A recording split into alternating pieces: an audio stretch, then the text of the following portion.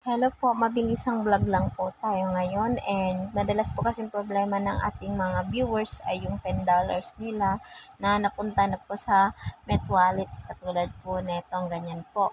And nahirapan po silang i-cash out, tapos yung iba po na-cash out na tapos wala pa po sa hindi pa siya napasok sa GCash katulad po nito, or nandito pa po yung $10 ganyan tapos na-withdraw na pero nandyan pa rin, hindi siya naka-cash out sa GCash.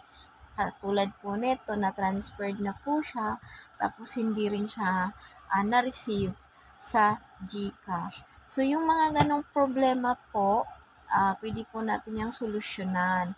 Ang gagawin nyo lang po is, mag-message po kayo sa akin para mag-guide po kayo kung paano po ang tamang pag-cash out. Kasi sayang din po yan, yung mga ganyan na na-reach mo na po yung $10 tapos hindi mo naman din na-cash out, kinash out mo pero hindi nakarating sa wallet mo. So, kung gusto nyo po talaga na matulungan kayo, pwede po kayo mag-PM sa akin para mag-guide po kayo. Kung hindi ko po kayo, forward ko po kayo kay agent. No? So, sayang po yung pinaghirapan nyo. So, yun lamang po. DM nyo lang po ako or PM sa Facebook ko po.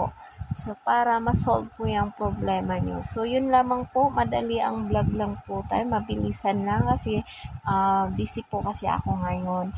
And yun lamang po. At sana'y nakatulong po ako. Maraming salamat po. Bye-bye!